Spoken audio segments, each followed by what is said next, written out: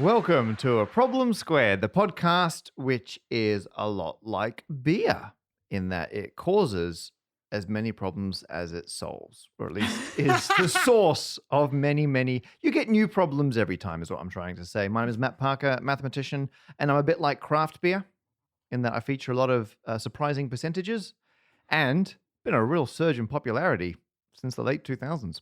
I'm joined by Bec Hill, who is a bit like Beck's. Because it sounds the same.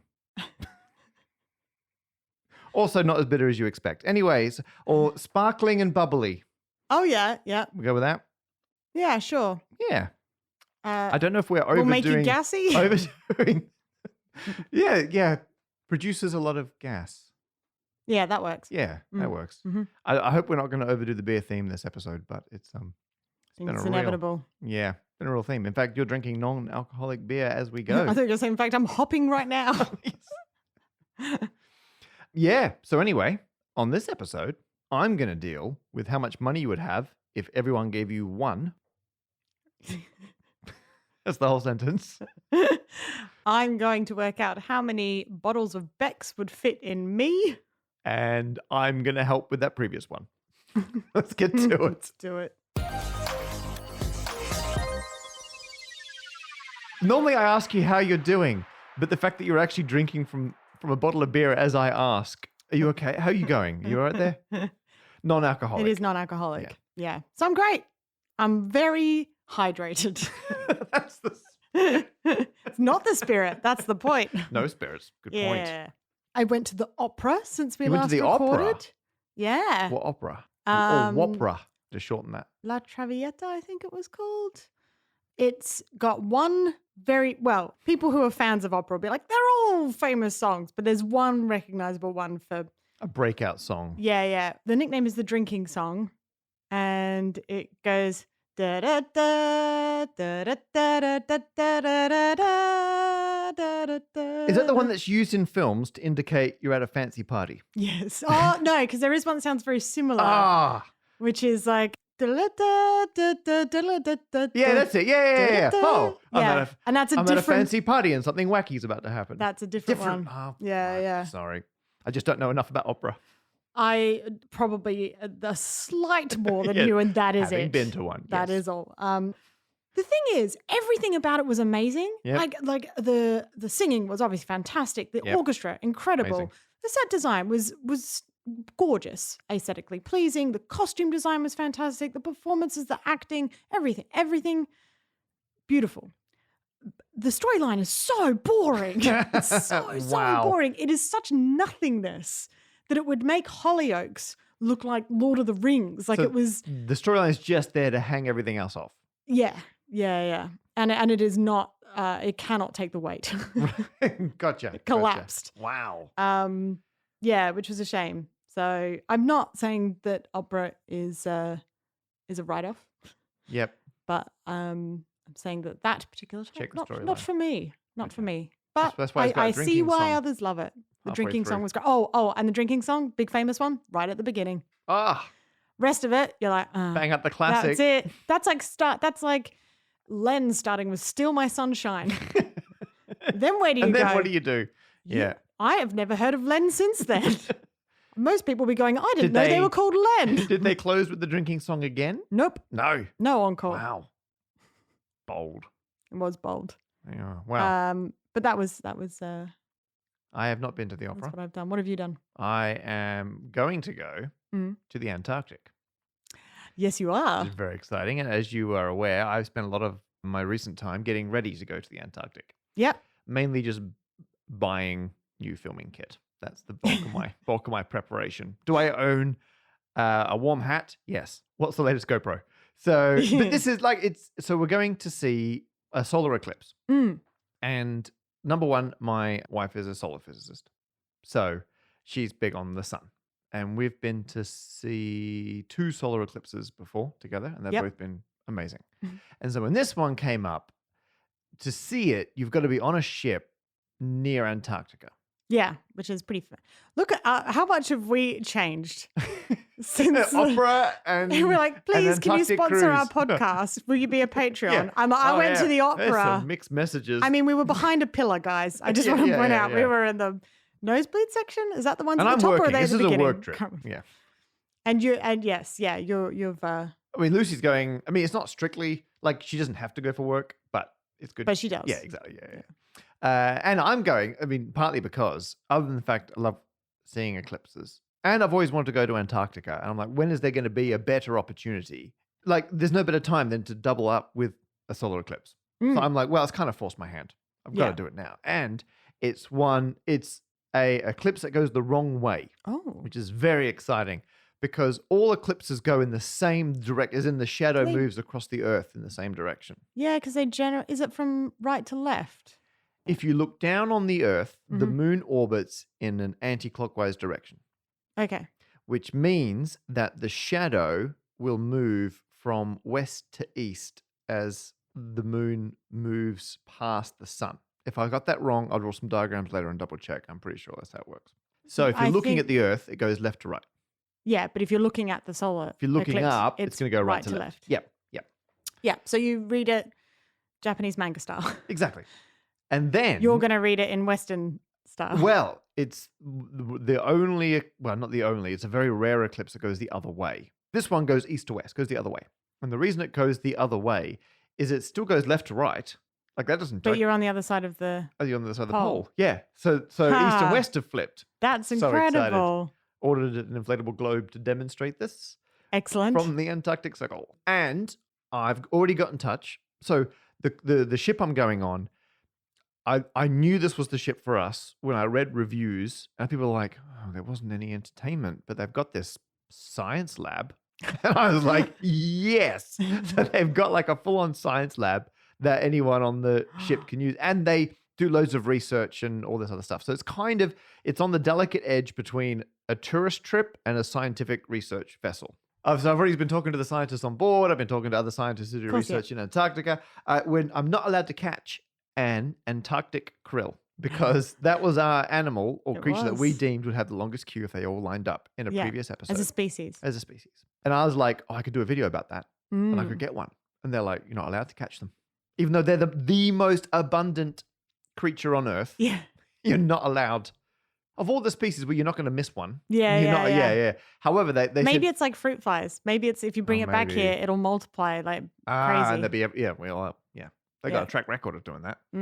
However, you could take some sea monkeys. They were like on the side, and they often wash up dead on the coast of Antarctica. So maybe just go for a little wander and have a look, and you might be able to just find a pre-dead one. So that's my plan. Try and pick up a dead krill. Or at least get some B-roll footage of Antarctic krill, so I can do a video about it. Yeah. So actually, so I know we're not in the podcast proper, but I've already got a problem here that hopefully listeners can help me with. Ooh. What should I do while I'm in the Antarctic Circle? On a ship. We go, on a ship. Yeah. And so the exact route, I don't even know. Not just what you should do, what problems to solve, What problems I should solve, exactly. Well, not like, do the I'm a king of the world thing. Good point. So it's got to be sufficiently, nerdy. So a friend of mine has an ice shelf down there that she does research on. Wow. And she's never been to visit it. She's been to visit ice in the Arctic, but she's never been to the Antarctic. How does she have an ice shelf to do it? Well, it's not her ice shelf, but she's been researching it since her PhD. She researched the mathematical models of how ice melts. Oh, wow. In Antarctica. And so she's like, that's my shelf because, it's her shelf. And it sounds like a housemate. Basically, yeah. She put all of her name on everything. Penguins waddling past with labels, do not touch. Whose shelf is this? Yeah, so it's her ice shelf. And she's never seen it. So I'm going to try and get a selfie with her ice shelf. A shelfie. An ice shelfie. Yeah. Excellent. That's why I'm here. Yeah, exactly. I'm thinking I'm going to do a video about what the Antarctic Circle is. I'm going to, like I said, try and find Antarctic krill. I'm going to try and find, there's a type of plankton which is shaped like a dodecahedron. Going to try and find one of them. Ooh. I know.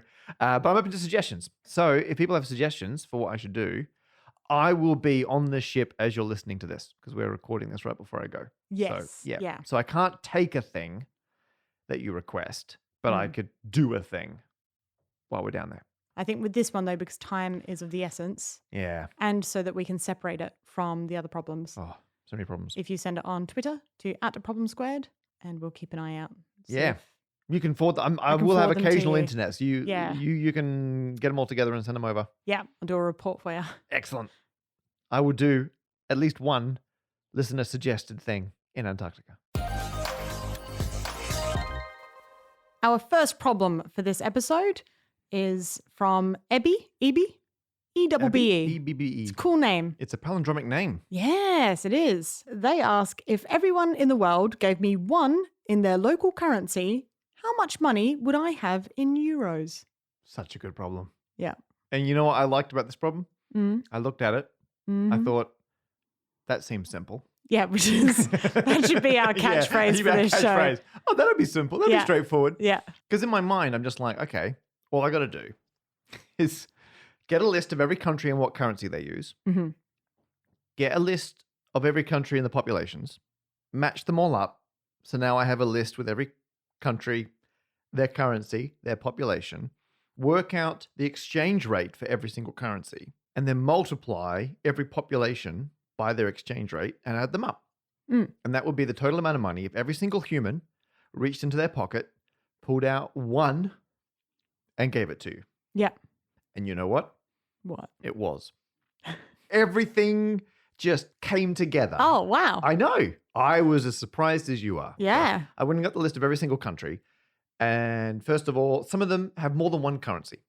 hmm And so I decided, What countries have more than one currency? oh, allow me. So a lot of countries, if they have their own currency, will sometimes accept another major currency. So a lot of countries will take their currency and the US dollar, let's say. Okay, yeah. So loads of countries do that. And even ones like the Cook Islands, they've got the Cook Island dollar, Mhm. but they also accept New Zealand dollars Ah, just because it's Mm. convenient and easy. And then you get a you place get like like Geneva and stuff where it's like the Swiss francs. Swiss and franc, the- but they'll probably take euros. Mm. And depends. I mean, a lot of places will take currencies. I got a list of all the official recognized currencies in each country. Mm. And then there's ones like Brunei, which is quite near Singapore and they have a lot of trade and whatnot. They accept officially the Brunei dollar and the Singapore dollar.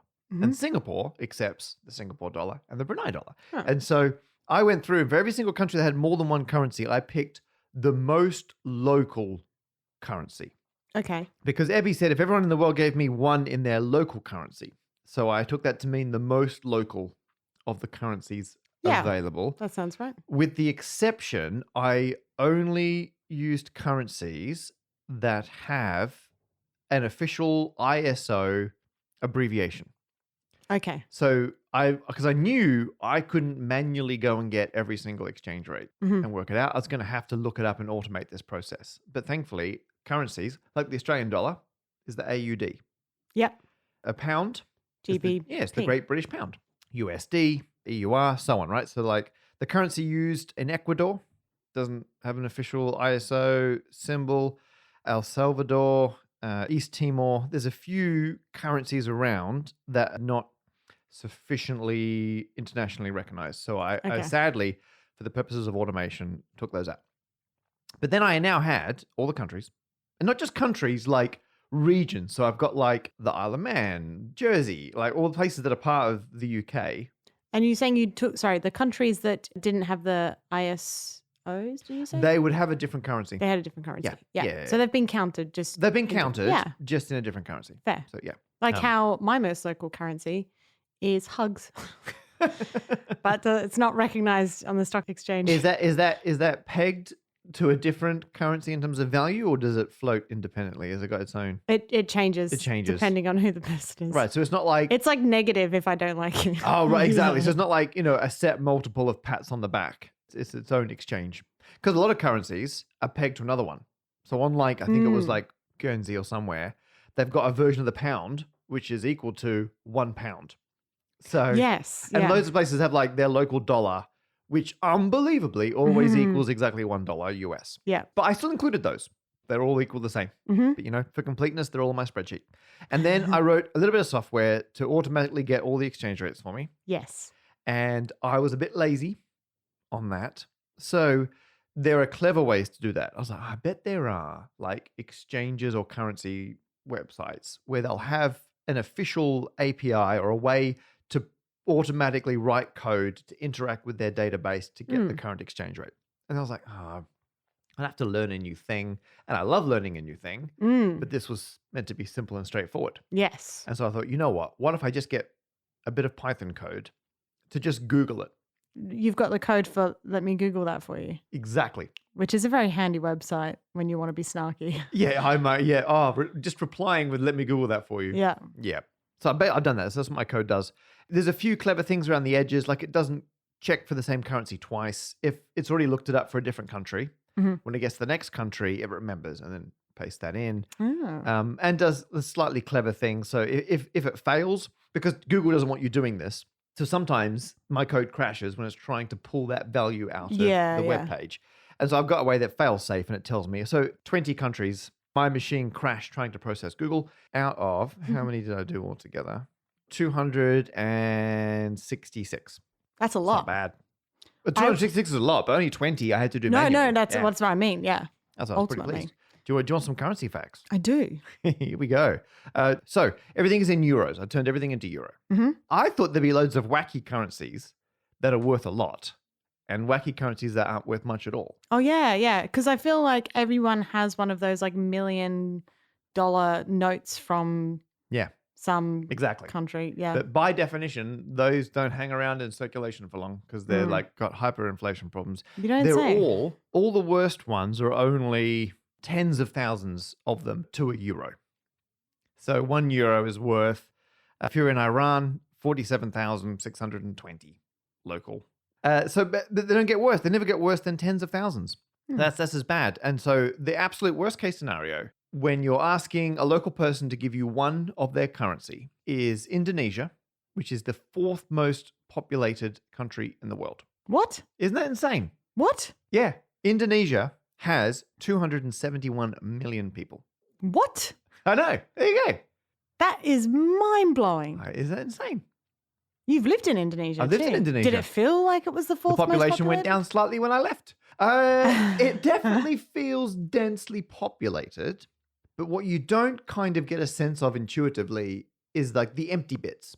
So like in Australia, it's obviously quite densely populated in the cities, slightly in the suburbs, loads of empty bits. Even the UK, big old empty bits. Yeah. Indonesia, just non-stop people. And Yeah, so right. they've got, I mean, Java's, I believe, the most densely populated island in the world. It's just Wow. in outrageous, like hundreds of millions of people. Isn't that something else? I'm very sorry to anyone who lives in or is from Indonesia then for totally not knowing ignoring enough you about your country. as a huge population. You Yeah. should look into it more. But also, their currency, the rupiah, is right down the bottom in terms of value per individual unit, which basically means they've not reset it to be a new multiple or something, Yeah. Obviously, inflation is constantly going. So it's not like there's like an acceptable value. Like the pound has been inflating for centuries. And back when you're like, my annual salary is £1 and 4 shillings, right? Yeah. And now we're just like, it's £1 for a bag of cheese balls. Yeah. Just looking around the room. So, or a Beck's non-alcoholic beer. So there's no correct value for a currency to have. They all drift over time, but they're all, because when you bring on a new one online, you tend to have it similar to other ones. They all kind of clump. But the ones that are worth the least per unit, tens of thousands of those units per euro. And then your best case is like Kuwait, Bahrain, Oman. They've got ones which are all individually, like the unit is worth less than €3. So there's no currency that I could find, people correct me if I'm wrong, where the unit is worth more than €3. And for the record, I know a few countries do recognize like Bitcoin as a currency, but it's not their main currency. It's not their most local currency. Hasn't got an official, I don't think it's got an official ISO code. So it's not on my spreadsheet. So in terms of local currencies, the Kuwaiti dinar is worth currently €2.92 per unit. Ooh. That's the most I could find. So anyway, and the least useful statistic I will ever give you is the average currency value. So the average currency is in euros 25.6 euro cents. Oh, right. which for all our listeners is 29 US cents. It's 21.5 pence. So then I did the calculation. I multiplied the population of every single territory by the value of their currency. I summed them all up, and you would get in euros 1,229,461,715 euros. Whoa. So 1.23 billion euros. Wait, so no, because then it depends on how much money is actually in a place. Hey, I was like, does that mean we could, if we redistributed wealth? No, it's just, yeah. But that's not how it works. No. Now, weighted for population, the average person would give you 15.8 euro cent. So that's the average value of currencies weighted for use. Right. Yeah. So if a random person says, would you like a currency unit, then the average value of that is going to be 15.8 euro cents. Yeah. Wow. So I thought it'd be straightforward. And it was. There you are. Yeah. Relatively. I don't think it's useful. I don't know if any of that. Let us know. Was any of that useful? Well, I mean, I can't speak on behalf of our listeners, but I am going to give that a ding. Hey. And I a think ka-ching. I think everyone should give me one of their local dings. Yes. Our next problem is in from Darren via our problem posing page at problemsquared.com, and they are building on the previous problem of how many Bec Hills could fit in Bec Hill. Yes, which was in episode 017. Wow. 17. How amazing of you to know that off the top of your head. Yes. And so they've built upon that problem by asking how many Becks could fit in Bec Hill. And they've clarified Beck's with a link to the Beck's Brewery Wikipedia page. Yeah, okay, in case we mean I guess they mean the singer. The singer Beck's, singer-songwriter, yes. Beck. Yep. Yeah. I mean, the whole thing is a homonym extravaganza, so I can see why they wanted to clarify Yes. which Beck's. And as we discovered, Beck's with an apostrophe for ownership, which Yeah. I didn't realize. So it is actually, it's like me. It's a singular. It's Beck. It's Beck. Beer. Yeah. Yeah. Yeah. And so they want to know both, they clarify, by consumption and theoretical total volume, how many Becks could fit in Bec Hill. Yeah. I'm glad they said theoretical total volume as opposed to. Your presence in this physical plane is merely theoretical. Bec Hill. No one is more Yes. qualified to answer this question. This is true. And the fact that if I wobble the table we're recording on right now, we get a pub closing Foley Yes. sound effect noise. I'm going to go as far as to say that this entire episode sounds like we should have requested sponsorship before we Oh got my into goodness, yes, we are. We Yeah. are the worst at sponsorship. Can we Can we invoice them? retrospectively? Yeah. I don't know. They might send us a free 6-pack. Yeah. Although the last thing we want now, at the moment, spoilers, is more Becks. Yes. Anyway. Yeah. So let's go into the that first part, consumption. Yes, let's do it step by step. We'll look at consumption first. What I didn't want to do was make myself ill. Yeah, smart. Thankfully, Becks. Beck's do a non-alcoholic version Yeah. of their beers. I think Becks, like Beck, you should enjoy responsibly. Yes. Thank you. Yeah. I think. I think all our listeners responsibly enjoy you. Yeah. And you were like, well, if you get to do drinking, I'm going to be the control Yeah. subject. Yeah, So we can see how that is like compared to you. exactly. And might I say, Matt, that I was surprised at someone who was so meticulous Yep, with all of their calculations that's me. would be such a terrible control. Okay, I hang on. have- Can you lay out your control we- grievances? Let's say that I have no control in that you are my control and you are not present as a It's like control. we're out of control. Out of control. Fresh out of control. Well, first of all, you, after a couple of bottles, Yeah. decided that you were going to switch Oh, vessel yeah. because you thought Yeah. that maybe it would change the gas. Now, for the amount. record, I went from drinking from the bottle Yes. to drinking from a pint glass Yes. to drinking from a hipster beer glass. Yes. And I will admit, I went rogue. I know I was meant to be your control, Yeah. your designated You controller. immediately was like, how can I do this differently to I the was way like, that Beck exactly. is And I doing was it? kind of like, you know what? I'm going to have my own experiment within an experiment. And how did your experiment go, Matt? Badly. I don't think it got us any meaningful data. And then also quite quickly, you requested whether you could switch beers to a different beer. I just which thought, one would argue. as my role is the control, I thought I could also have a control beer, like a whole separate type of beer to compare to the main beer. And my final grievance is that you didn't keep drinking after I finished. No. Which the point was to see what it would be what? So I could. in comparison Oh, to like- someone else's capacity. Nah, I was done. You were like, I was done as well. I just want to know if I feel like no, we've only got two data points here, but I feel like capacity for Beck's, the beer, is person invariant. It doesn't matter who you are. After the amount of Becks we had, that's enough for anyone. I feel like what I confirmed was, despite, and no spoilers here, having a different theoretical total volume to you, I still had the same Beck's capacity. Right. So that's There you what I'm go. saying. Okay. So we actually recorded ourselves. Oh, we did. Because we did a yeah. mix I of remember that. non-alcoholic and alcoholic. But I think by consumption, people were assuming that meant alcoholic beer. Yeah. Well, also, we didn't want to, just drink a bunch of beer for the sake of it. You know what? It was the closest I've felt in a long time, because we were lining up the bottles as we were going, Yeah. to being like at a student party. Yeah. Yeah. Yeah. Where they have ambient music in the background. Oh, and okay. Reasonable chat. And then yeah, okay. Yeah, get bored yeah. and start doing personality Okay, tests. 100%. We made it our own.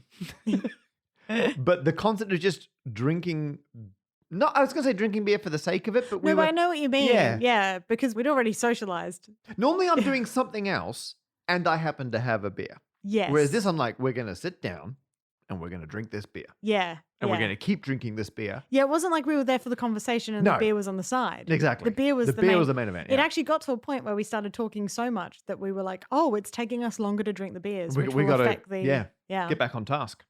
So here is some of the audio The highlights. from our little session last night.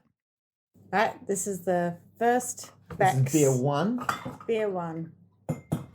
Down the hatch. The beer one, 13 minutes. All right, 21:39. Beer two. Cheers. All right. All right. Beer three. Three. Yep. It is 22:11. 22:11. We've already started I'm giggling. still going. Oh my goodness. I'm still. Uncontrollably. Yeah, it's not good. Yeah, I'm going to persist with beer three, which is alcoholic, while you surge ahead. Yeah. As of 22:28. And I finished mine at 22:26. Okay. All right. Beer number 4 is down. The non-alcoholic one. Speak for yourself. We are pretty much 2 hours into this now. We just finished our 5th beers. I really need to wee. I'm holding it in. Beer six. Beer 6. We've been doing personality tests. Yeah. Cheers. Okay, I'm finishing my 6th. I'm ready to write down the time. 23:38. Okay, and now I have to wee. Ooh. Yeah, so the answer for consumption is 6 bottles 6 bottles. of Beck's. That was until I needed to wee. And we decided that early on. We decided that the capacity thing would be until you needed to use the bathroom, because that would then Yes. change how much you could, because then you could just keep drinking, especially the way that we were doing it. I had the equivalent of 2 pints. And because I'd had the equivalent of 1 pint of non-alcoholic beer in between them, Yeah. I felt fine. Because when we were planning this, I've reached a point in my life where I'm like, I can typically have 4 pints of medium alcohol beer without getting a hangover. Yeah.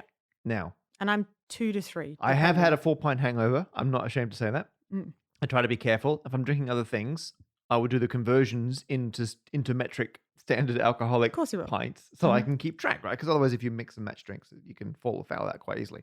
So I'm reasonably careful. And when we were planning this, I was like, well, obviously the bottles are like half pints.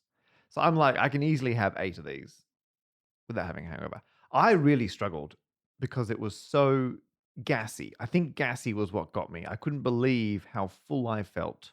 Yeah, because I burped a lot, but you didn't. I did a Well, lot I didn't of want to bring it up, burps. but maybe didn't bring it up. I'm not. I didn't bring anything up. That's the problem.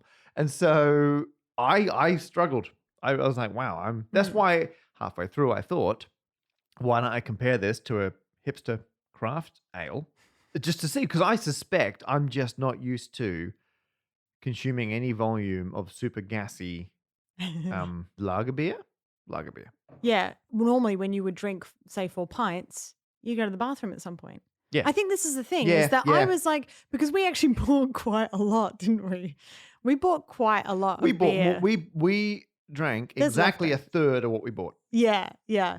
And I think that's because we were thinking in terms of how much we can drink before we get ridiculously drunk, Yeah, not what you drink in a single session before you have before to you have to go to wee. loo. Yeah, and in hindsight, I probably could have had 6 alcoholic ones Mm. and still been fairly reasonably. Yeah, but we drink responsibly. We were recording data and we didn't want to. Exactly. And we did them in different orders. So you went alcoholic, non, alcono, alcohol. So you went 2, 2, 2. Yeah. I mixed it up a bit more. I went alcohol, alcono. Because I was. Alcono is very, I don't know why you're saying that, Matt. It's very confusing. You're not going to go, oh, sorry. It is not catching in the slightest. If only there was another word for non-alcoholic. Oh, there is. So because I wanted to mix it up. So when I was drinking from the pint glass, I had one of each, alcohol and non-alcoholic. And then likewise for the craft beer glass. Yeah. To see if I could taste the difference in the different glasses. Yeah. Did you taste the difference? Initially, but I forgot pretty quick. Yeah. We each consumed, for those of you who want the exact number, 1.65 liters. And you had an average of 20 minutes per beer. I was 23 and a half minutes of beer, so I was taking longer than you. And I had a total drinking time of 2 hours and 29 minutes. However, if you run the numbers of how long it took to drink an alcoholic beverage versus the non-alcoholic beer, they came out exactly the same. Wow. Yeah. Huh. I think that's more a statistical fluke than any great insight. Yep. But on average, over this sample, the alcoholic beverages combined average 21 and 3/4 minutes per alcoholic beverage, 21 and 3/4 minutes per non-alcoholic beer. Huh. Yeah, there you go. That is interesting. So I think the non-alcoholic beer performed better than I expected. Well, I've been doing a little experiment myself since we started recording this episode.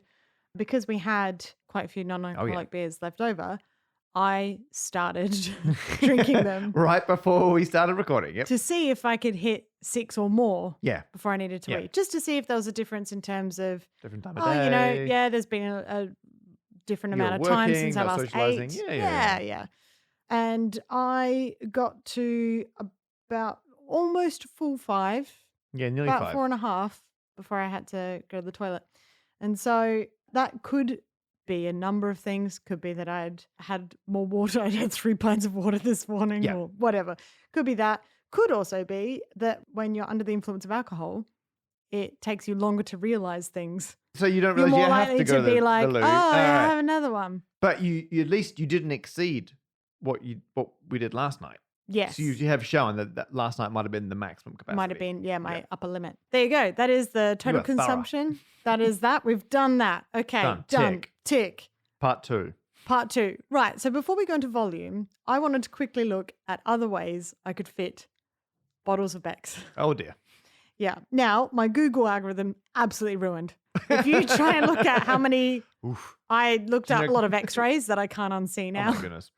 Let's just say, though, that I haven't been able to find more than one beer bottle. One seems to be the max. Yeah, as a whole bottle, not the contents. Yeah. To be fair, the ones that I believe that I saw seem to be empty. So might not count. Doesn't count. I don't know. Nah. I also put a call out on Twitter. Uh-oh. Because I've definitely met loads of different types of performers over the years. So I just said, do I happen to know any sword swallowers? I have no doubt and you know some sword swallowers. I was able to get in contact with 2 sword swallowers. Brilliant. One and a control. That's right, yes. So I want to thank Snookie Mono, or Snookie Mono, which is also their handle on socials. and snake Fervor, that's Fervor, who is a multiple Guinness World Record holding fire sword swallower, snake charmer, and circus sideshow act. goodness. And This podcast, we go above and beyond. so I asked them if Yeah. you were to sort of attach the beer bottles, A series of beer bottles. how many do you think you could fit? Should we just clarify for anyone wondering, sword swallowing is not a trick. Yeah, I mean, it's the not. secret is you swallow the sword. Basically, Yeah. yeah. Yeah. So I said, if you were to attach them, how many could you get down your gullet? And they both said, and this is from professional sword swallowers Yep. who make a living from putting swords Swords. in their throats. Yep. And they said, none. Do not do Zero. it. You will die. Oh. They said, first of all, If a sword swallower is saying that's a bit dangerous, yeah, they said because of the circumference of the bottle, you'd be Yeah. blocking your airway, so you won't be able to breathe. that's not good. And because it's glass, there Oh, is yeah. a That's not going to chance fail safe. that it could break and then you would get internal injuries. So they very much, Very much warned against that. yes, said do not do that. So this, I'd like to Anyone reiterate that listening? for everyone listening. please do not Yes, try and thank insert Beck's bottles in any part no. of your body. Even though I've seen x-rays, I don't know how they turned out. No. So I would argue none None. in that sense. But I also thought, is there any other way I could fit Beck's bottles into me? Yep. So I reached out to two doctors, Oh, my goodness. Yes. Adam Kay, Oh, yeah. who, Adam. who is Amateur Adam on Twitter, and also has Written a book or two. quite a few. Yes, yeah. I think more recently, Kay's Marvelous Medicine for Oh, Kids. there you go. Oh, excellent. Yeah. So that was Adam Kay and Dr. Xand, who is at Xand. That's XANDVT. Dr. Xand, also from Operation Ouch. Yeah. Yep. They both said, Both? well, actually, Oh. skin is very stretchy. That's not what you want to hear from your doctor. In fact, Dr. Xand said that he had a colleague who was the nurse at the Torture Garden, which is a club. Of types. A club. Who would routinely inflate people's scrotums with 3 to 4 liters of fluid. Oh, my goodness. Yeah. They both suggested you could either have the bottles surgically put in. some Well, when you under think your about skin. breast enlargement and Oh, stuff yeah. like that. Yeah, good point. So you could have it put under your skin. Yep. I think it'd be very funny to think of what it would sound like if you're walking around. Depends how many beer bottles you put. Well, actually, it is possible for someone to increase their body weight by over 10 times and not burst their skin. What?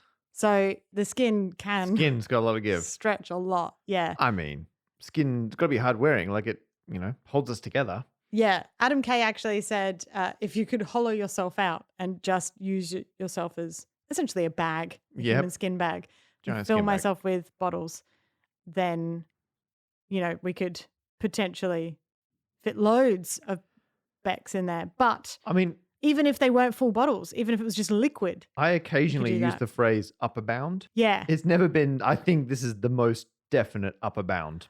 Well, I'd argue that if you hollowed me out and stretched my skin out, it's not me anymore. No, It's a- no, It's yeah, a good point. Theseus's Beck is what they would refer to Really? me. All right, yeah. So yeah, it wasn't the answers that you asked for, but they were ones that I looked into to make sure that I, That's the motto of this podcast. yeah. But let's look at the volume. So We we worked decided out. to work out my volume. Yeah. Matt has a piece of paper here. We'll put Yep. some pictures up on Instagram, Twitter, Oh, Patreon. I always forget when I'm doing working out. People want to see You stuff. want to see? right? It's just a bunch of numbers and the outline of my bathtub. Yeah, and you can see the weird shape that Matt's bath is. Hey, this No, guy. don't even explain it. I want them to guess. So, if you're not from the UK, you good luck. It looks like the blueprints for a house. Is what it is. Yes, but without that was the aesthetic I was going for Yeah. with my diagram here. Yeah. You know what? I'd never measured my own bath. I don't know if many would have. Yeah, I don't like in the UK. They put the showers in the bath, Yeah. and I'm not a big fan of that because I No, it's struggle. very dangerous. Yeah, I don't like standing next to the slopey edge of the bath. Right. Yeah, there's not enough room. And I like to I wanted something that was a shower first and a bath second. And so it's a bath, but one end's bulbous. Yeah. It's like Oh my it's been goodness. inflated with liquid. And so you can stand in that end comfortably, but yet still have a bath, Yes. which you did.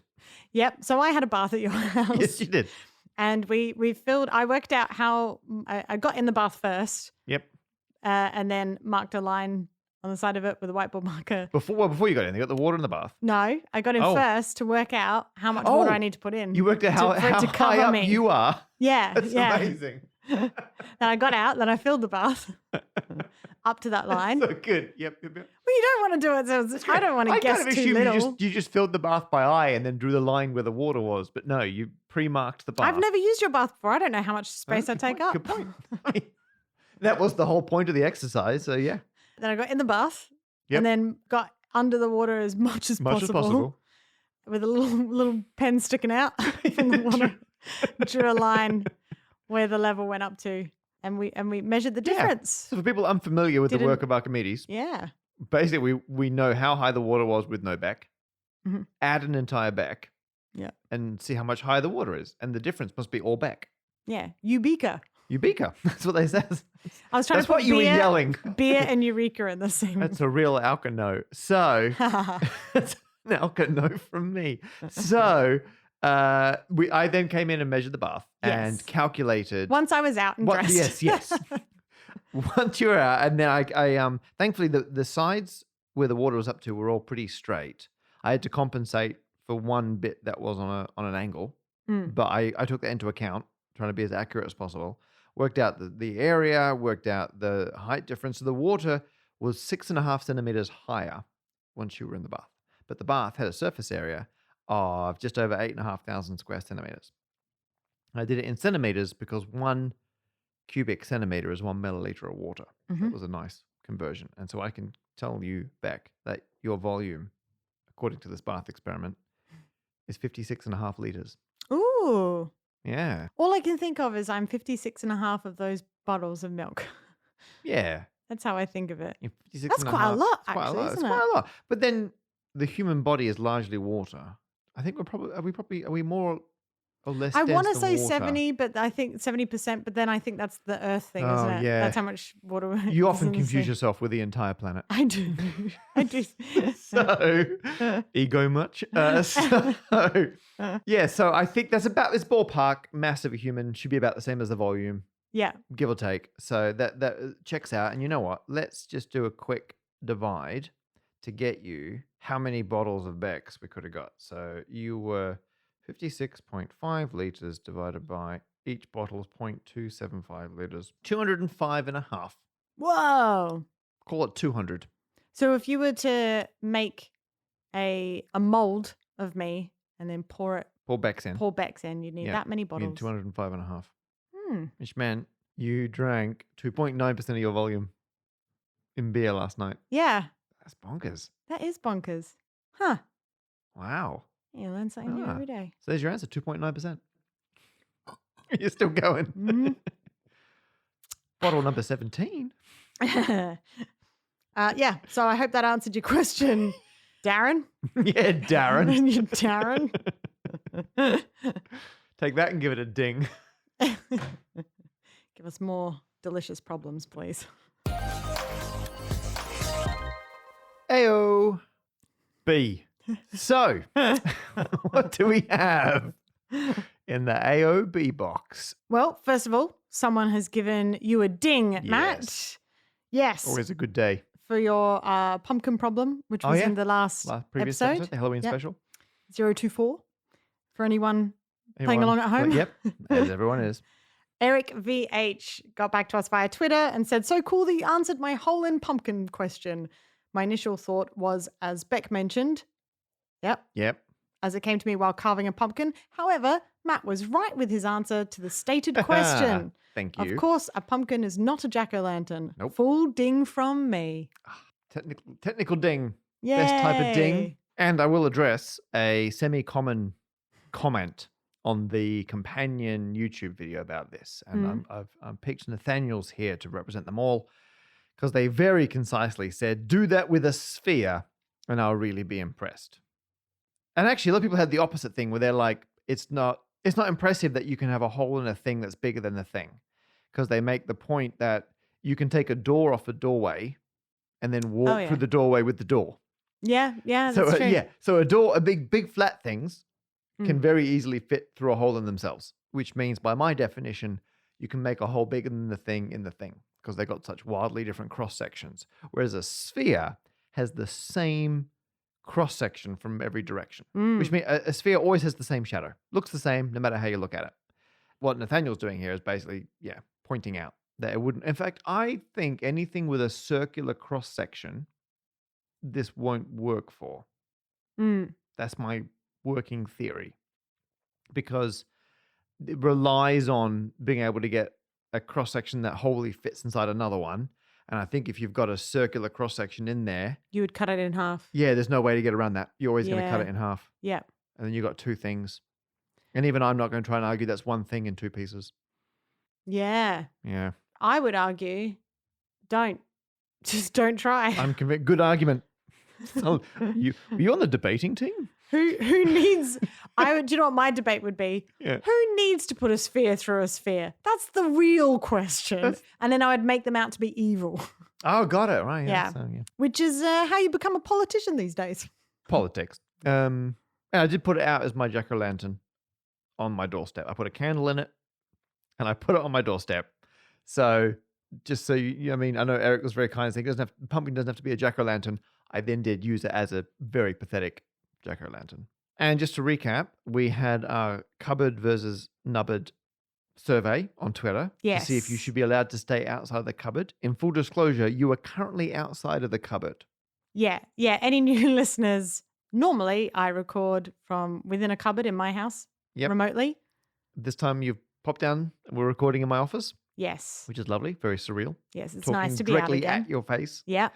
And Otherwise, it'd just be me drinking in my cupboard for this episode. Yes, I know. But this time for a reason.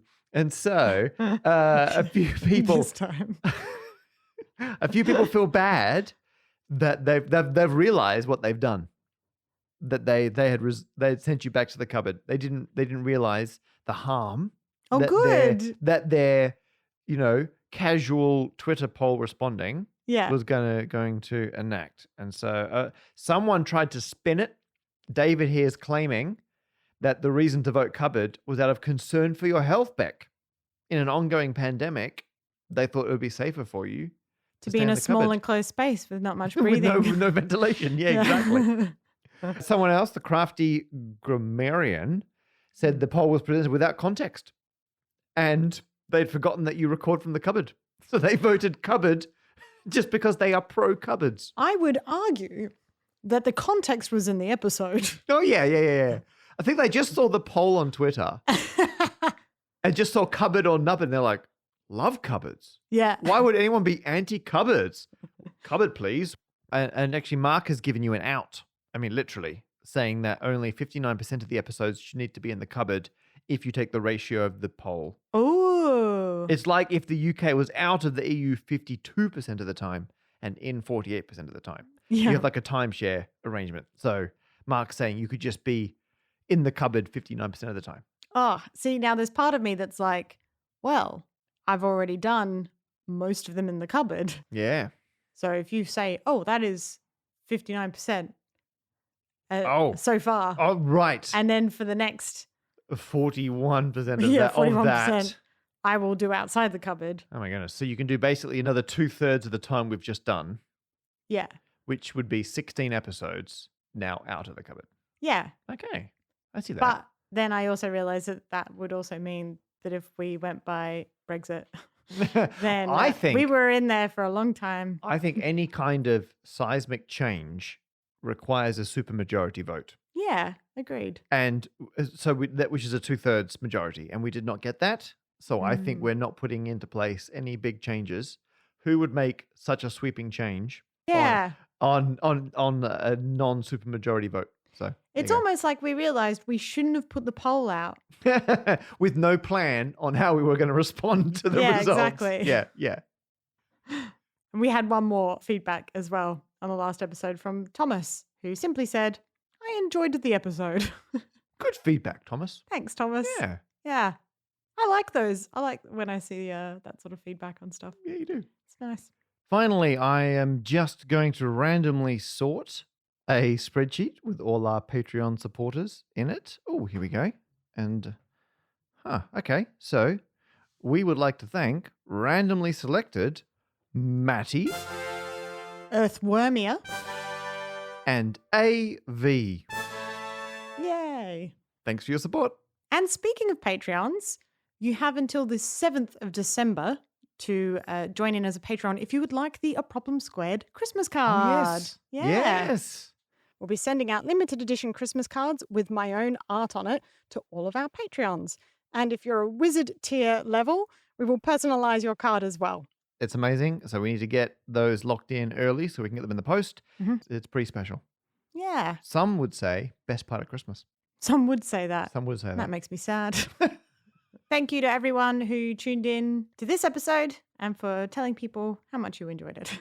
This podcast has been voiced by Bec Hill and Matt Parker and produced by Lauren Armstrong Carter.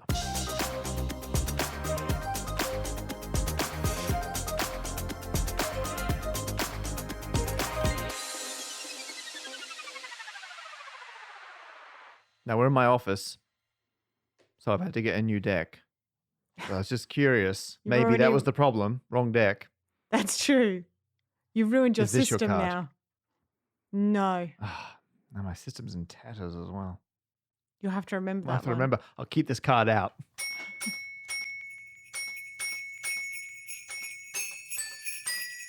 Hello, listeners. Bec Hill here, just popping up with a little extra something. As you know, if you're listening to this not long after it came out, Christmas is approaching.